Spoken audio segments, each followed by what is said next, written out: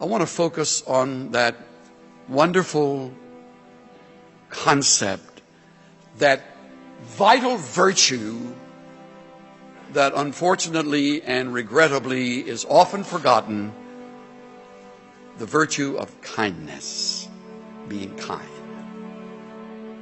I want you to hear a story. 20 years ago, I drove a cab for a living. When I arrived at 2:30 in the morning, the building was dark except for a single light in a ground floor window. Under these circumstances, many cab drivers would just honk once or twice, wait a minute, then drive away. But I had seen too many impoverished people who depended on taxis as their only means of transportation to drive away. Unless the situation smelled of danger, I always went to the door. So I walked to the door and knocked. Just a moment, answered a frail, elderly voice. After a long pause, the door opened. A small woman in her 80s stood before me. By her side was a small nylon suitcase. "Would you carry this bag out to the car for me?" she said. I took the suitcase out and returned to assist the woman. She took my arm and walked slowly toward the curb. She kept thanking me for my kindness. "Oh, it's nothing," I told her. "I just try to treat all my passengers the way I would want my mother treated." When we got in the cab, she gave me an address. Then she said, "Oh, by the way, could you drive through downtown? It's not the shortest way." "Oh, I don't mind. I'm in no hurry. I'm on my way to a hospice."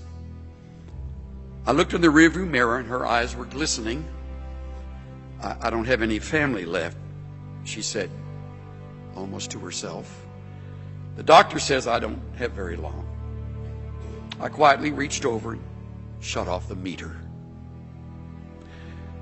"What route would you like me to take?" For the next 2 hours, we drove all around the city. She showed me the building where she had once worked as an elevator operator. We drove through the neighborhood where she and her husband had lived when they were newlyweds. She had me pull up in front of a furniture warehouse that had once been a ballroom where she had gone dancing as a girl. Sometimes she'd ask me to slow down in front of a particular building or corner. She would sit staring into the darkness, saying nothing. As the first hint of sun was creasing the horizon, she suddenly said, "Okay, I'm ready. Let's go now."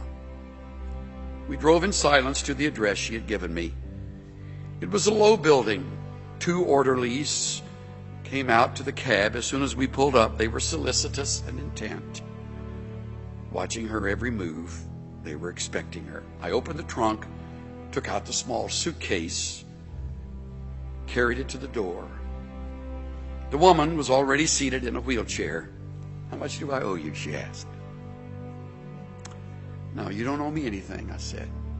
"Oh, you have to make a living," she answered. "Oh, there are other passengers," I responded. Almost without thinking, I bent over and gave her a hug, and she held on to me tightly. "You gave an old woman a little bit of joy," she said. "Thank you." I squeezed her hand, then walked into the dim morning light. Behind me, a door shut. It was the sound of the closing of a life. I drove aimlessly, lost in thought for the rest of the day. I could hardly talk. What if that woman had gotten in an angry driver earlier that morning, or one who was impatient? What if I had refused to take the run, or had honked once and driven away? On a quick review, I don't think I have done anything more important in all my life. I love that story. It sort of helps me allow life to make up its mind again. You need to remember that story. The times you will want to be anything but kind, because it is so much easier to bear a grudge and hate in return, or get back, or get even. Hate destroys the vessel it's kept in. Revenge never healed a wound. There's one thing all of us have in common: we've been mistreated by somebody. Some of you have known abuse, misunderstanding, and all of this has a way of siphoning your tank of kindness. It can make you hard. And you can get on with hard. You can get along with it. In fact, some will even respect you more because you're tough. But I urge you not to be. Be kind, tender-hearted, forgiving one another. When I'm truly free of revenge and bitterness, there is plenty of room in my heart left for kindness. And not until. Do what's right. Do justice. Love kindness. Walk humbly with your God. Maybe you were born a really nice person with a gentle, sweet personality, and being kind to people comes pretty naturally to you, but I think more of the globe is not that way than is. And the good news is we can change. It's amazing what one kind word can do. We don't think anything about it, but to the other person, it breathes life into their spirit. Our words have the power to lift people, to help them get through a challenge, to push them into their destinies. When you tell someone, I love you, I'm proud of you, you did great on that project, you're not just being kind, those are healing words. We don't know what people are going through. They may smile on the outside, but on the inside, they're hurting, they're lonely, they're discouraged. Many people have wounds from the past, wounds from a relationship that didn't work out, wounds from people trying to push them down. Just a simple word of encouragement. I believe in you. I'm praying for you. A simple compliment. You look beautiful today. It's no big deal to you, but to them, it's helping heal the wounds. It's lifting their spirits. It's causing them to believe in themselves. Your words can be what keeps them moving forward. And God puts people in our lives on purpose so we can bring healing. Letting people know that you care does more than you imagine. You have the power to put someone on their feet. You have the power to keep them from falling into depression. You have the power to cause them to pursue their dreams. Be free with your compliments. You can think well of your friend all day long, but if you never tell them, they'll never know. God wouldn't have brought it up if He didn't want you to tell them. He wouldn't have put that thought in you if the other person didn't need it. You may not know them. It may not make sense to you, but God knows what He's doing. There's a reason they need your healing. Don't withhold it. Don't try to reason it out.